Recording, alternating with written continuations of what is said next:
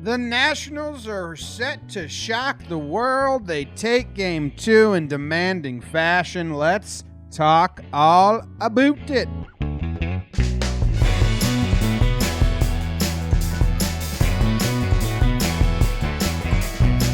What's going on, everybody? Welcome to Talkin Baseball. My name is Jomboy. I'm coming to you from New Jersey, and I got my co-host Jake coming to you from Denver, rocking yellow-tinted glasses and a blue sweater, and he's got hair on top of his head.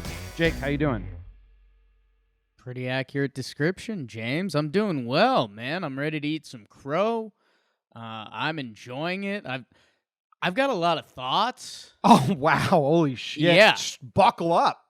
Dude, I wrote down a couple notes. I'm loaded. And I'm literally loaded up and sipping the syrup. How many of your notes are spin zones and apologies to the Washington, D.C. crowd? None at all. Okay, wow. I will not apologize. And I've even got compliments for myself from the Washington people. So your notes they're are just welcome full and of thank you. Your notes are just full of compliments. I just write down compliments to myself. No, man, there's so many storylines for this series and for individual players that are just becoming so awesome.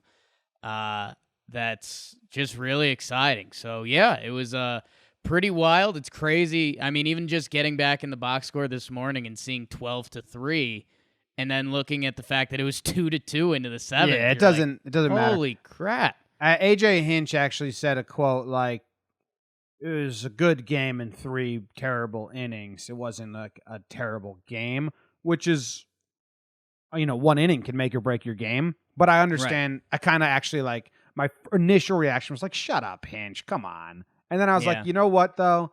Once the game was out of hand, who cares about those last runs? Like that Michael Taylor home run and shit. Like, I don't care. Right. But I think more importantly, it's something that you and I have been harping on. And if people kind of haven't known what we've been saying, but like every baseball game has these little moments where an inch fair, an inch foul, or pitch off the plate, or if you're Alex Bregman, an inch off your glove, I mean, it just changes a whole dynamic of the series, and I think last night had a lot of those examples, too. I have, one scalding take to come away from yesterday. Oh, my God. I wish Adam Eaton was a likable dude off the field, because his play on the field is so likable. Right. What does all the Adam Eaton, because, I mean, I don't even fully know this, but I know you've been saying it for a little while. It comes from his White Sox days, or what? Yeah, Todd Frazier said no one likes Adam Eaton. And right. Todd Frazier has a reputation for being one of the nicest guys in baseball, and you will never hear someone say anything bad about Todd Frazier. And then Ozzie Guillen also says, like, yeah, no one likes Adam Eaton. And I think he's just like a hardo. Yeah, and then they got into like a little like tiff, and Adam Eaton said like, "I got a mortgage to pay off, dude." It's like, what? What? So anyway, but his play on the field, like in the first inning when he just slapped that pitch past Bregman down the third baseline, I was like, hell yes, Adam Eaton. Nice. I love that approach. So I'm in a bind there. Light switch guy for me. That was the compliment I was going to give myself, that I knew. That I knew you will have my back on, Jimmy. It's that I'm the best. No, it's that I've been on the Adam Eaton Nationals train from day one. I just thought he was the key to unlocking this offense. Trey Turner won me over, and I've got a lot of stuff on Trey Turner too. But Adam Eaton was the guy in the top of that lineup that it was like, one of these things is not like the other. And that's not a shot at Adam Eaton, but Rendon, Soto, and I mean Trey Turner doing his thing. Adam Eaton, when he's doing what he's doing, that unlocks the whole offense. Yeah. Someone in Jeff in the chat just said he's the Nats Gardner. And the MLB thinks that Gardner is this big hardo red ass, but he's actually the team jokester and prankster, and everyone loves him in the clubhouse. They're talking on the field, I think. Yeah, I wish Gardner played like Eaton on the field this postseason. Yeah, well, that's So. tough. He had a great year. In the postseason, I said, Jake. Yeah, I know. I said the postseason. You did. Okay. Jeez. Wow. Strasburg's a story. There's a lot of stories. We have a burn. Oh, before we get into the burn, how do we want to handle like all this news? The first off day of the World Series is a notorious news dump day because you don't want to take away anything from a World Series game. So you wait till the first off day, which is today, Thursday. So we got the Mets hired Girardi. Ross is going to the Cubs. Padres hired a guy named Tingler. Fucking that umpire, Drake, the only umpire with a beard, said he was going to get a gun and start a civil war if they impeached Trump. Eric Cooper, the passed away. And then you have the Taubman stuff with the Astros. They handled it terribly. So there's a lot going on right now. It sucks that the Rob Drake stuff there is terrible because Rob Drake looks like an idiot. Yeah, the Eric Cooper stuff's terrible because someone passed away before they should have. And then the Taubman stuff's terrible because you got like sexism. You know, you got a lot of stuff going on in the MLB. Violence, all of it, yeah. Yeah, they're like touching all the touchy topics. And then you have the Padres hiring a guy who has never really coached before in the MLB. So,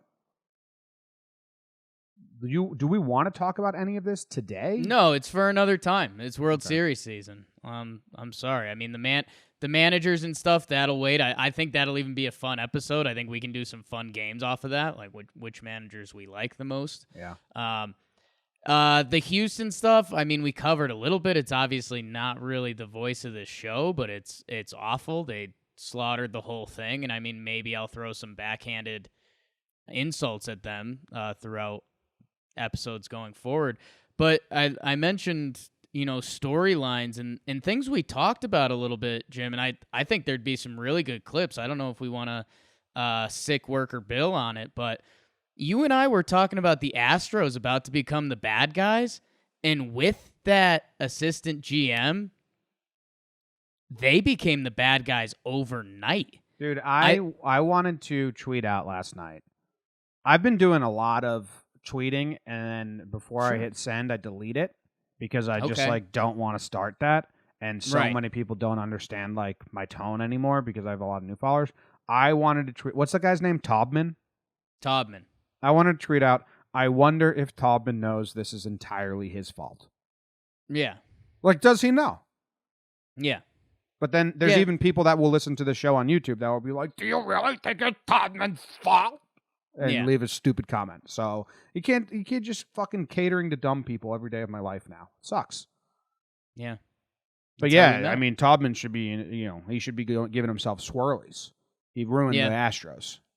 There was a couple tweets out there that they were like, yeah, and you thought an assistant GM couldn't affect the team.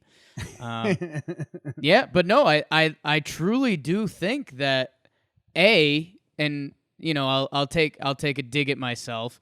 I talked about how the Astros, they were the better team, and they went through the Yankees, so now they're going to go through this, and maybe there was some Yankees bias attached, but the Astros have been playing like they had my same attitude.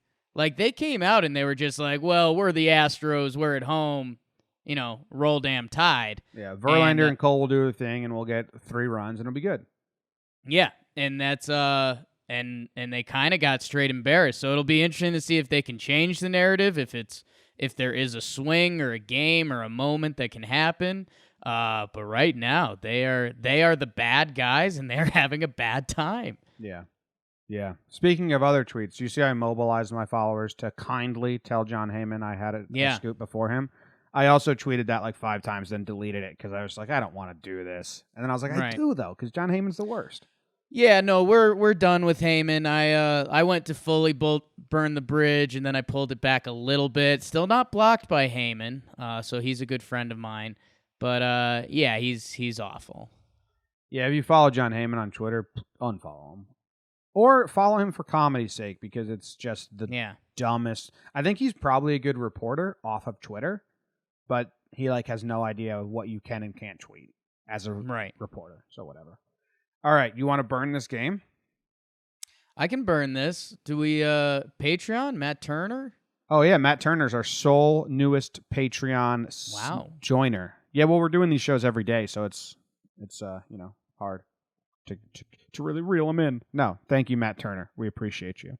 Go to patreon.com/JomboyMedia if you want to support. $2 a month. We give away 2 jerseys each month, and you get live access. Hayden's in here, Buck's in here, Boobok's in here, and Nice. Jeff's in here, and Powerhouse is in here. It cracks me up. All right, let's throw through a quick break, and then we'll come back with Jakey's Burn. All right. Here we go. Jake, World Series game numero 2. On your mark, get set, burn! Game 2 of the 2019 World Series. The Nationals and the artist formerly known as the Asterisk, Steven Strasburg, try to go up 2-0 versus the Astros. And Justin, I am the Verlander in H-Town. Top 1, Rice, Rice, baby. Anthony Rendon, the pride of the Owls. 2 RBIs for Tony Two Bags. But bottom 1, I am sick of your natitude, young lady. I don't want to brag, man, but Alex just hit a 2-run yacker to tie it 2-2 after 1. Strasburg and Verlander went on all John Taffer until the 7th because they shut it down until I'm thinking about getting a sporty motorcycle. Should I get a Honda, a Yamaha, or a Suzuki? Kurt Motors went out of the stadium 3-2 Nats. Can they hold? They do much more than that. Kendrick, RBI infield single. Bregman. Always watch out for ass crabs. Asdrubal Cabrera, RBI single. The pride of the Nats, Ryan Zimmerman, infield single and a throwing error. Bregman. Nats put up a 6th spot in the 7th, a couple more late in the 8th and the 9th. Boogity, boogity. Strasburg to Rodney, to Rainey, to Guerra. Nats win 12-3 and take the 2-0 lead back to the Capitol. It was looking like a really good game. Jake, the John Taffer. Usually go music, some actors. It's a lot of music usually. Throwing a bar rescue in there. Not bad. Shut it down. Shut it down. I wanted to say to you something. Nice. And after that, I'll say many other things. Okay. That's kind of the format of the show. I say things to you. You don't say give things too much back. away. Yeah, that's the formula right there. No, but I'm stalling right now as I try to remember the thing I wanted to say. Oh, no. Bregman. Yeah. Bregman. What about him? Since that 2-run homer. Sorry, I sneezed during that burn. Since last year's postseason, right? You on Talkin' Yanks and now Talkin' Baseball and me have marveled at Bregman's defense at third and how jealous we were that the Astros have that and how envious because it is such a fucking game changer. And the Yankees got Gio Urshela, who's top tier defensively third baseman, can really do some wizardly stuff. Bregman is, but Gio does make like the innocent error every now and then. Bregman is like as solid as they come at third, and he makes the craziest plays. And it's brutal for him because he was having a bad series offensively. Talked about it, how like he was taking a lot of walks. He wasn't getting a lot of hits. There was not a lot of extra base hits at all. So he finally comes through with the home run, crushes that changeup from Strasburg, pimped it. I loved the pimp job. I like Bregman. I like his force thing. You know, Bregman is like Juan Soto to me. People hate them because they are so comfortable being themselves and playing the bad guy a little bit when they have to. So I like those guys. Yeah, that's a good call. Bregman's very much in his own skin. Like this is who he would be if you saw him at a bar shooting pool. He'd be the same dude. That's what I like about guys. Like you're like, yeah. So anyway, when he hits that home run, I feel good for him because I'm like, okay, that's a monkey off his back. But now the storyline is the errors in that inning. And the second one was a great stop. He should have ate the throw. Yeah. But it was just interesting that he finally came through offensively, and then the tables like the seesaw effect, like, well, this is what you get. So, but But it's a sick sport. it's a six. But that's what it comes down to. It's one of the Yeah. most solid, best, flashiest third basemen. And it's where I started. I mean that, you know, the ball ended up in his glove kind of on that first play. It was basically a snow cone. Like most third basemen want to get there. It's like Bregman, Arenado, Chapman. That's the other thing. Yeah. That's where that 1 inch is a difference. If that ball is 1 inch closer, I think it's in the pocket of his glove. He throws to second for the force out. If that ball is 1 inch further away, it probably goes past him, and you're like, oh, look at the effort by Bregman. But he basically snow cones it, can't get it. That inning starts to unravel, and that's why he ends up forcing the throw later, because you're just trying to do anything to get off the field. And then, if I remember correctly, if it was either that inning or the next inning, there was another like swinging bunt that he actually made a nice play on to end the inning. I think it was the same one, and it's just like, man, if you don't think there's something as real as the baseball gods, finding you when they want to, I'd look at that inning. And I also want to note that if Bregman makes both of those plays, they're spectacular plays. We're like, holy shit, Bregman did it again. So it's hard to like blame him. You know what I mean? It's hard to be like Bregman lost the inning because he didn't. They would have been in crazy plays. But Bregman usually makes those. Or not the second one. The second one he should have just ate. Yeah, I mean he was trying to make up for one there, but no, brutal. And man, you know what the part that sucks the most for me with the Bregman plays, because that is going to be a big focus today. Bregman. Well, Cole Verlander getting beat back to back. That hasn't happened this season. But what's going to get overlooked so much, and they were trying to like bring it back in, but there's too many good storylines around it. Fucking Kurt Suzuki, dude. Kurt Suzuki tied 2-2 game. It's been locked up that way since the first inning, and he catches a Verlander high home run. He's got great numbers versus Verlander. Sorry. I was just going to say, he's part of this storyline I'm falling in love with, that we've talked about some of the old national guys, and this is something I do on Baseball Reference anyways, but I mean, when you start thinking about some of the paths that these guys have been on and just written off, and like Kurt Suzuki's first MLB season was 2007 on the A's. Their DH that year was Mike Piazza. Like, it's insane.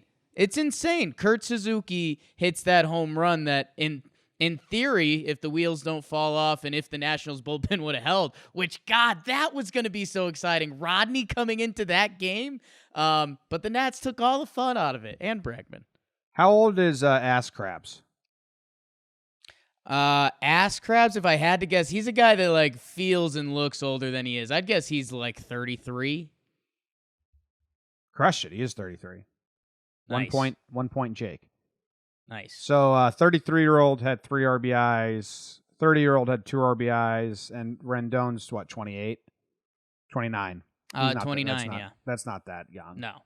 But they're an old team, and it's pretty cool that they're doing it. And Suzuki is, 300? He was 23 in 2007, because that's 36. something I know. 36. 36. Not good with my parents' middle names, but I know that. What is your mom's middle name? Linda Karen. Karen. So I go to Carol in HR. Yeah. 2-2. I was like, damn, this is like a repeat of the Yankees Astros series. Yankees took game 1, and then it's tied at 2 going later into the game. But what was Verlander's miles per hour at? Because the fastball that Suzuki hit was 94. Yeah. So I didn't know if that was like a get me over fastball, if he has naturally been slowing down the miles per hours as the game went on, if he was never up to full gear Verlander miles per hour. When that home run hit and I was like, oh, it was 94, I was mad at myself for not paying attention to how fast his fastball was all game. Yeah. I feel like he was floating around 95. Let me see if I can Howie Kendrick, it looks like he was a little below. Asdrubal Cabrera, 94, 94. Zimmerman. I guess we didn't see him dial it up, and maybe that is part of the story because he has been sitting kind of around 94, 95, but if he still needs one, you could see him put a 97 up there.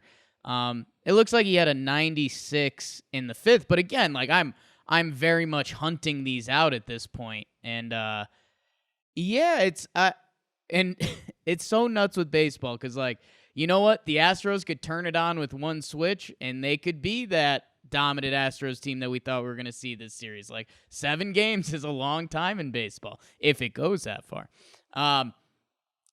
But I teased you a little bit with this, Jim, and I don't know if we brought this to Talkin' Baseball or if this was just on Talkin' Yanks, but there was a bad storyline with the Astros team. Never mind all the like real life bad stuff that came out. But, you know, Garrett Cole's going to be a free agent. Justin Verlander isn't the spring chicken he used to be. I mean, we saw that road start on short rest in Tampa. We're talking about his miles per hour right now. Zach Greinke makes a lot of money, and he's old too. So there's a world where, you know, if the Astros do go down this series, it's like, okay, Cole's gone. I don't think there's even a discussion he's coming back to Houston. Verlander, I mean, is he aging? And more so, is he just not Justin Verlander that's blinded us for the past 2 years? And Greinke, I mean, he's good, but it's kind of Zach Greinke. Like, we haven't been scared of him this postseason. He's also getting older. Big start for him coming up. I think they'll be fine. They have Springer. Like, their hitters are great, and they have clearly are fine with paying money to go get pitching. I think they'll be in on Cole. But I don't think they land Cole, but we'll see. But the Verlander thing's crazy, man, and it just sucks because obviously Verlander's still a very good pitcher, but he's not a sure thing. For the last 2 seasons, it's a sure thing. Still going to win the Cy Young and all that. But Katie Sharp had a really good tweet. I think Cole might get him. Yeah, well, that's what I'm saying. One of them is still going to win it, like despite this.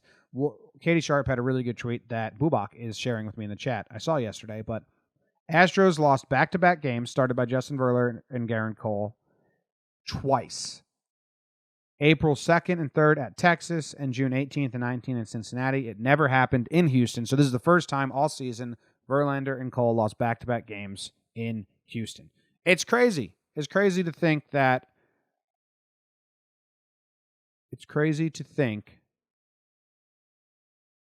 that happened. I mean, really, like, I don't know how to say it. Like, if you're a Houston fan, you're sitting pretty. You're sitting so pretty. Slap in the face. Alvarez gets out of his slump still. I mean, I don't know. What else? What are the other talking points here besides... So I got...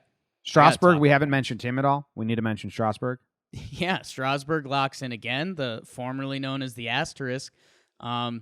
Dude's dealing. Dude's one of the best postseason starting pitchers of the of all asterisk was time not a knock on Strasburg. It was just there. It was just he just didn't have enough games. Now he has more than enough games. Him and his beard are the real deal. If you like small sample size and playoff start stuff, Justin Verlander is now 0-5 in World Series starts. I hate that stuff. Yeah, it's a tight sample, but it's what we got for 6 World Series starts in Justin Verlander. It's not what you'd expect, and that's why they're. What's his like ERA and stuff? Because like I think it's in the 5s. Well, that's bad. Yeah. So it's a real thing. I mean, don't get me wrong. I'm one of the kings of chopping up stats, and that sucks, especially everything else around Verlander. But I mean, dude, he has a 5.73 ERA in 33 innings in the World Series. Want to know a little secret? Sure. This dude, Jose Altuve, yes, is so good. Yeah. I think, I mean, I said this. I don't know if I said it on this show. I had to. He is the head of the snake for me. Yeah. And I think he was injured last playoffs. He was playing on like a bum leg, or I don't know if it was a last year as a whole, yeah. But especially in the playoffs, if he wasn't, I think they beat the Red Sox. I think he is dynamite in the playoffs. He's so fun to watch. He had 3 hits yesterday, Jake. Yeah. He's so good. Yeah. He's great. And yeah, you and I think we did this on there. I mean, I think Springer, and they lose yesterday. Springer does nothing, and he goes underrated. He had that hard hit ball that Turner picked. Oh my God. And yeah, this spins into one of my theories. Well, there's so many storylines. Give us some of your notes already. Yeah, dude. I'm about to roll. So stay with me. So Okay. We've got the old guys in just this old team, right? We've already done this. I have a question. Sure. Do you have like bullet pointed notes or are they long notes? Because bullet points. Okay, so can you once we get into the bullet points, let me know. You give me one bullet point, I'm gonna respond with a drop. Okay.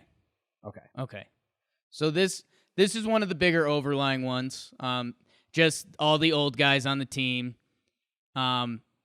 But like Kurt Suzuki, they interviewed him after the game. Tom Verducci, which if you like good comedy, watch Tom Verducci do an interview. Okay. It's the most dramatic thing you'll ever see. But so they interviewed Kurt Suzuki, and he goes, "Yeah, we're this kind of group of older guys, Los Viejos." And he looks at Tom Verducci like he just said the punchline of a hilarious joke. And Verducci didn't even respond. And then Kurt Suzuki goes, and yeah, we played a good game, blah, blah, blah. But it's just like that's part of this team, that they're kind of old guys that aren't like hilarious. Like it's the whole Baby Shark thing. Car accident, because that joke was a car accident. Okay. They have a dad vibe to them. We said this earlier. Like, they're having so much fun, but it's old man fun. Yeah, Kurt Howie Suzuki, Kendrick and Eaton doing the car thing. Doing the race car, yeah. Is such that's not cool. But it's cool because it's so uncool. Yes. And no again, 20-year-old is watching that thinking damn, those guys are cool. Yeah. That's badass. It's dad humor. Baby Shark, all that. And he turned, I can't emphasize this enough. He looks at Verducci and he goes, "Los Viejos," and there's a pause, and Verducci's like, that's not even a joke. And Kurt Suzuki's like, okay, yeah, you're right. That's not funny at all. Okay, so that's part of the recurring old guy storyline. And part of that storyline that this is a generic one, but, it's Kurt Suzuki, Howie Kendrick, how many teams, Fernando Rodney, how many teams passed on these guys this offseason? Because it's the new age of baseball where it's like, am I going to really sign Kurt Suzuki? Or should I just give our 24-year-old AAA catcher a shot for less money? Like, there's so much money, so much of that around baseball this year that I think that's the thing. All right. Next. Secondary follow-up. I mentioned this when I was talking about the Yankees starting pitching after Tanaka shoved. When I talked about the Nationals, we both said that, these teams are similar, but it just seemed like the Astros were better in every aspect. Like, their starting pitching, I guess that one was kind of a coin flip, but you lean Cole and Verlander because they're Cole and Verlander. And it just seems like all these guys have a little fuck you to them that are like, no, we are just as good. That Soto dude is the most special dude on the field. Rendon, he's not a fake MVP. He's just his own guy, and Trey Turner's just as good. And Adam Eaton, an angry guy. So I think there's that. Okay. That one is going to be thunder, a storm of anger. Okay, yeah. Hell yeah. Hell yeah.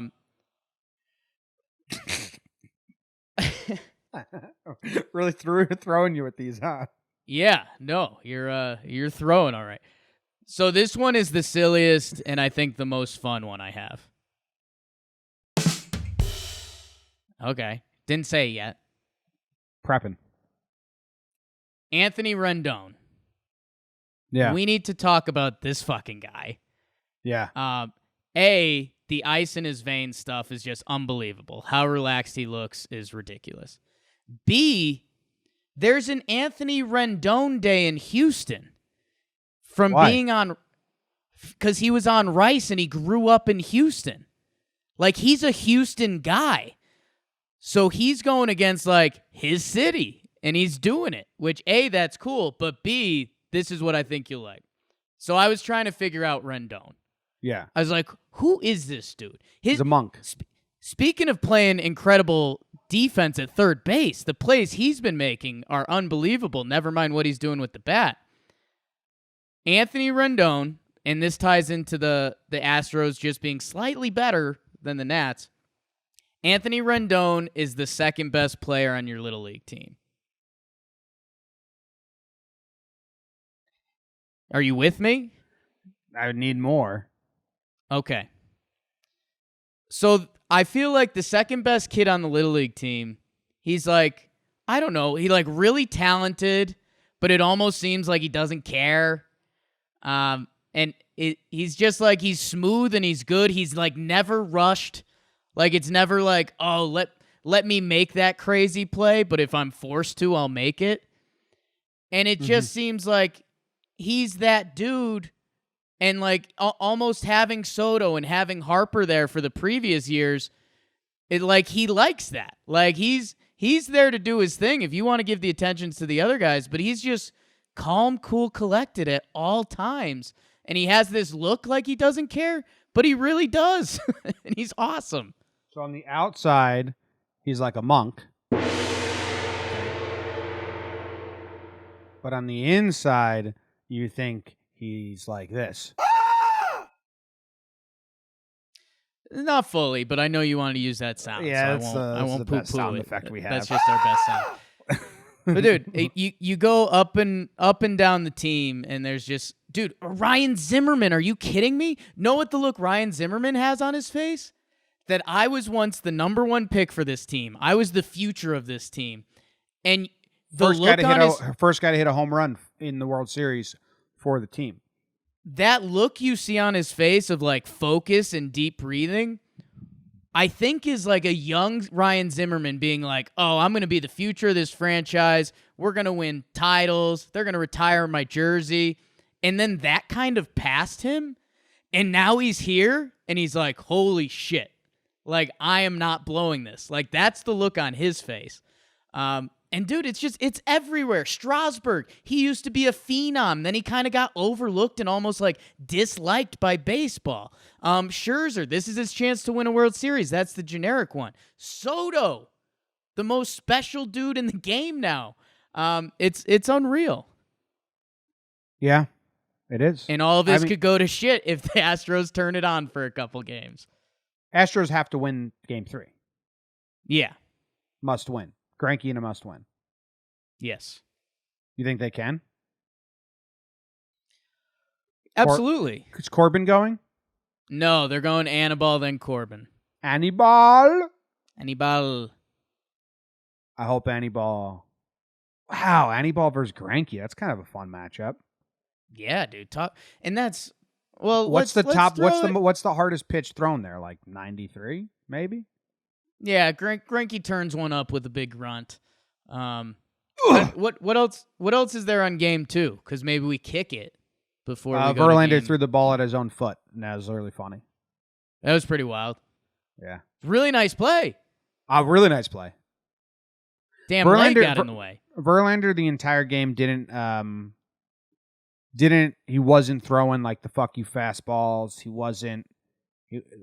I never because he's my favorite pitcher to watch. Right. That's not a Yankee. I mean, if he was, he'd be my favorite pitcher to watch when on.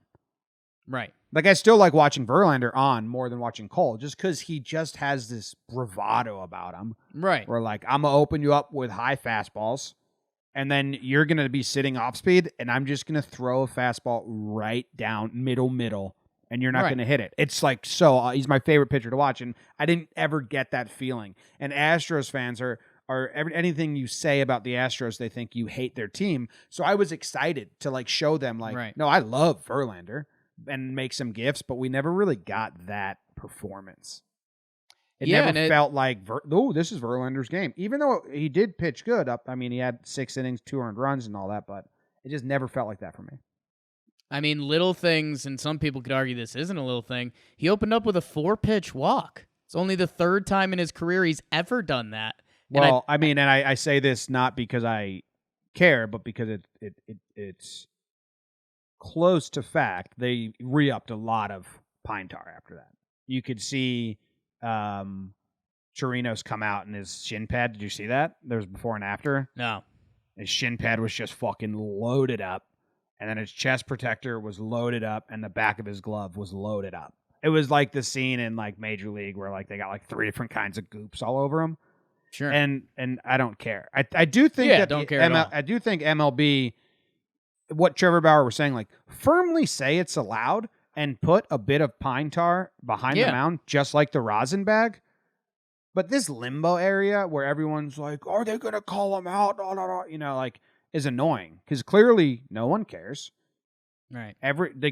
Paxton was using it the same way Verlander was when the Yankees played. It was on their hats. But I love looking for it. And like, yeah, they geared up afterwards. It was pretty funny. Either way, and I mean, he gives up 2 runs that inning, but either way, don't open up with a 4-pitch walk, which I don't think he'd done since like 2009 or something like that. Really? Yeah, it's insane. And again, that's the other part of this, and you know, I'm starting to, that whole speech you heard me go on a couple minutes ago was me starting to write the Nationals World Series DVD. The other side of this is the Astros. Cole loses his winning streak. Verlander and Cole hadn't been beaten back to back. Didn't they lose a lead last game? And that was the first time they lost a 2-0 plus lead. I think they were 52-0 or something like that. If you're the Astros, they hadn't intentionally walked anyone all year, and then they walk Soto, and then that inning goes off. The Astros have a lot of stuff like caving in on them right now. I mean, it's tough times for Houston, but they're feeling what we felt a little bit. Yeah. Enough time to win, though. I mean, if you win tonight, absolutely, you're fine. But who are they going to go to in Game 4? Bullpen day? Or bullpen day, Peacock, bullpen. And then it would be Corbin? And then it would be Corbin Game 4, yeah. Hard to put it any other way. Nationals are sitting pretty. Yeah, but it's and I think this is the whole mantra about how quickly a series can turn. So say the Astros come out, Greinke has a great performance, the offense brings it, they win Game 3. That Game 4 becomes the next teeter point. Because if the Astros can find a way to win that bullpen day, which, spoiler, they did against the Yankees, now you're getting back to Cole and Verlander. So a series can turn quick. This Game 3, we've talked about the importance of a Game 3. I mean, the Nats can drive the stake. Let's take a quick break, and we'll talk about Game 3 a little more. All right, Game 3, Jake. We won't have an episode tomorrow on Friday. Enjoy your Fridays. We'll have one on Saturday morning recapping the Friday game. Game 3, it's a must-win for Houston, and everyone knows that. It is Greinke versus Anibal Sanchez. Anibal Sanchez had a no-hitter against the Cardinals for a long time. 2 older guys again. First World Series game in Washington, D.C. ever. I expect a good turnout and a fun crowd. I'm excited about that. We'll see. The Nationals fans, they emote hard. We've learned that. They're either like the most miserable crowd or so into it. There's very much in between, which is cool. Yeah, they interviewed Dave Martinez after the game. Scott Van Pelt did. And like Dave Martinez, it wasn't a corny Scott Van Pelt because he's from like the DC area. He's a fan of a lot of those teams. And he was like, Scott Van Pelt's like, man, that city's going nuts. Like it's not a joke. Like the wild card game was intense. That the clinching game was intense. He's like, what do you think the environment's gonna be like for Game 3 in the Capitol? And Dave Martinez got like genuinely emotional. He was like, yo, these people have been going crazy. I mean, he ended up saying the generic stuff that you expect a manager to say, but yeah, man, that place is going to be nuts. Like, there's a chance. I mean, Houston could roll. By the way, Anibal Sanchez's rookie year, 2006 Florida Marlins. Who was his manager on that team, Jim? Joe Girardi. Joe Girardi, who just made the news recently. Won manager of the year that year. It's not in 06. They had a losing record. But I think after didn't that. he only manage the Marlins for one season? He took 2007 off, went to Yes Network, then 2008 he was the Yankees manager. But yeah, he didn't win the manager of the year that year, though. I thought he did. Well, now I got to click that. But yeah, Anibal Sanchez and Greinke, two just old, like, I don't know. It's kind of, it'll be interesting to see. Zach Greinke's first year was in 2004. Holy smokes. Yes, he won manager of the year in 2006. He only managed the Marlins for 1 year. It was that year. And it was a big deal because he won manager of the year and then didn't come back because he didn't like management. And they brought in Jack McKeon. How did he win manager of the year? Because I think the Marlins were trying to lose, and he was good. I gotta fired dive after into the that season. later. Joe Girardi won manager of the year in 2016, then was let go. He was 1 game away from the World Series in 2017, and then was let go. Tough times. Damn. Good luck, Phillies. I think it'll be a good fit out there. Good. God. Should be the Girardi course. He'll come in, he'll be good, and then he'll wear the players out 3-4 years, and he'll move on. Yeah. Y'all. Yo, he's got Topper, Rob Thompson, as his bench coach. So it's like nice. Topper. Where are you at with Greinke? Well, Greinke has seen the Nationals, which is kind of interesting, right? Because he was in the National League for a while. So I was trying to see if he saw him this year. And let me see. Let me see if he faced them this year.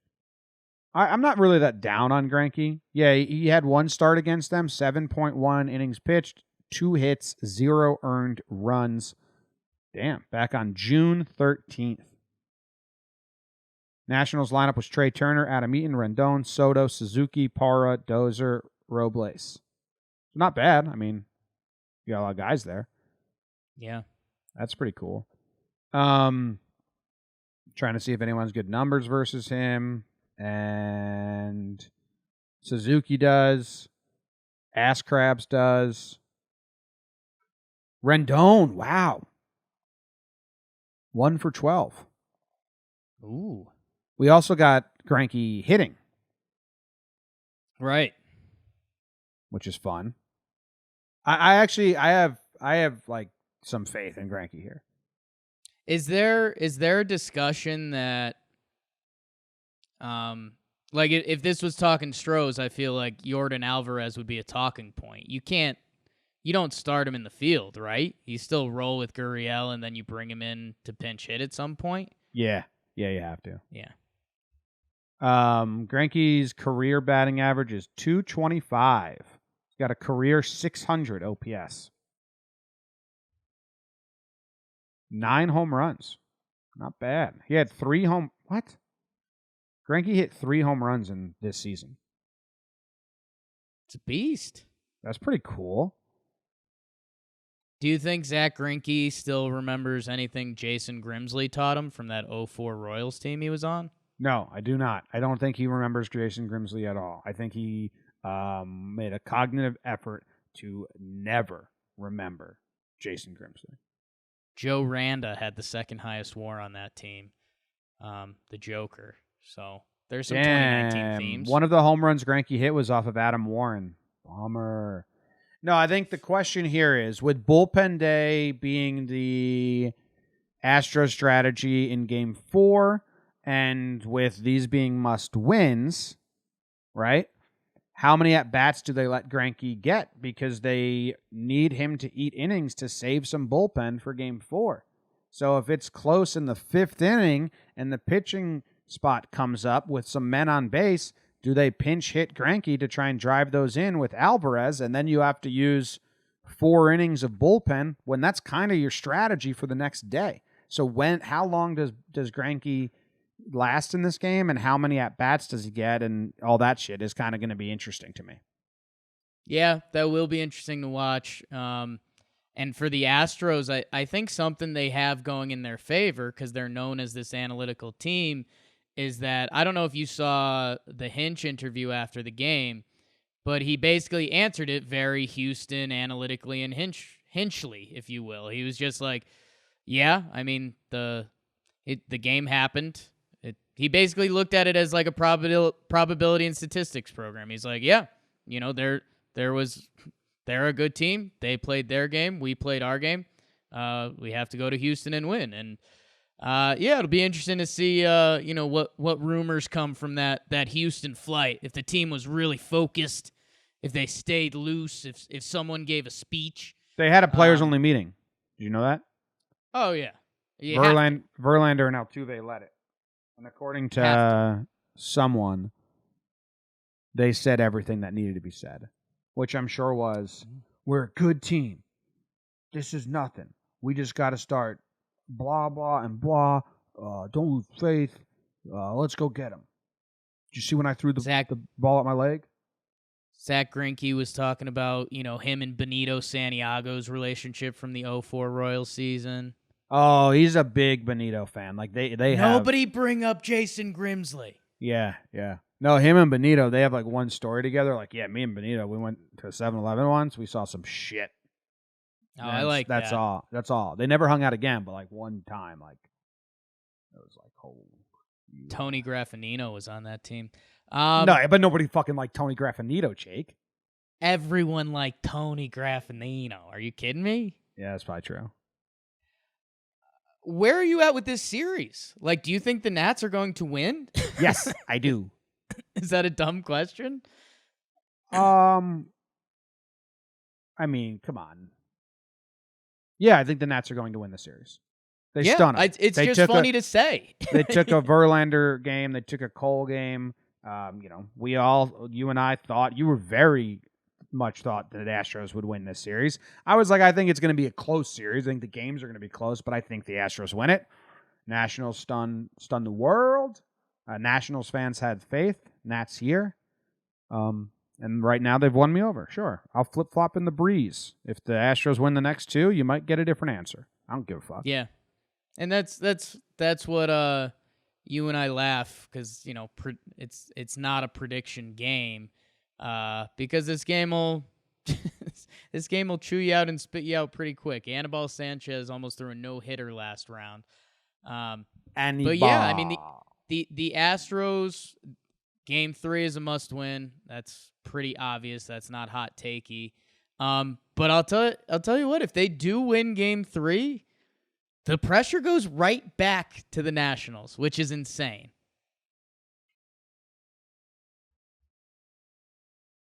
Yeah, I wanted to disagree with you, but yeah, if they win game 3 and then they're bullpen dang game 4 and the Nats have Corbin, the pressure's on the Nationals to win game 4. Like, you have to win. Yeah. Yeah, interesting. All right, do you have anything else to say? Do you want to tell people about your glasses? I don't think so. You opened up the show with that, oddly enough. But Did you have a good day yesterday? We had a day off. Love to my Nats fans. It was Knicks day yesterday, man. Knicks opening night. Oh yeah, if you're a Knicks fan, go listen to Talkin Knicks. They lost, a real shocker. They actually played a good game for a little bit, and then in the fourth quarter, they let the Spurs go on a 14-0 run. Well, that's bad. Bad strategy by them. But no, I'm good. I want to love to the Nats, man. I love what's going on there. I know I was tough on them. Houston was rolling. But yeah, the Nats are fun, man. There's good vibe. Lindsay Adler, who covers the Yankees for The Athletic, she was watching the game with her grandparents, and she said something kind of silly, and then someone replied and was like, who are they rooting for? And she goes, well, they're Giants fans, but Grandma loves the vibe of this Nats team. And I was like, yeah. Yeah, a bunch of dad jokes. Yeah, absolutely. The Nats are not... Do you think MLB is upset because the Nats aren't catering to the young audience?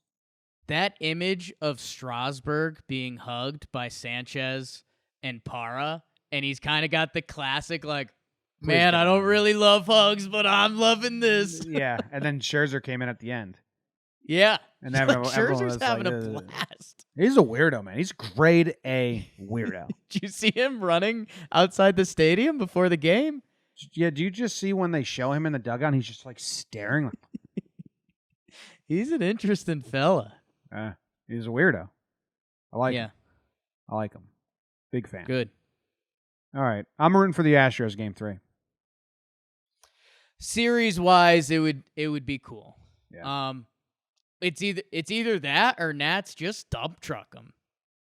Nah, I don't want that. I want a series. It'd But be you're cool right. to watch Verlander and Cole get a second shot. Yeah. Cole If was you're- looking sad in the unless you're a dugout Nats fan. yesterday. Yeah, Kept showing dude, he him. hasn't lost since May. Yeah. Me neither, if we're being like real honest. Yeah, that's fair. I haven't lost since like I don't know, a long time. Are we counting your softball games? That's what I was going back to. And that's Yeah. like 2017. Yeah, So and that was because pretty you were on the good. bump for a lot of those too. Oh yeah. I was on the bump, yeah. Yeah, shoot the middle. I fucking dare you. Make a hell of a play. I would love if you tried to shoot the middle right now. Yeah. Old guy shoots the middle. I fucking pick it off, throw him. I was like, so sorry. I'm like, oh, I loved it. Shoot the middle again. He loved it. That ends the show. Thanks for hanging out with us. We'll be back Saturday morning to recap Game 3 and preview Game 4. And Jake is going to, you'll see.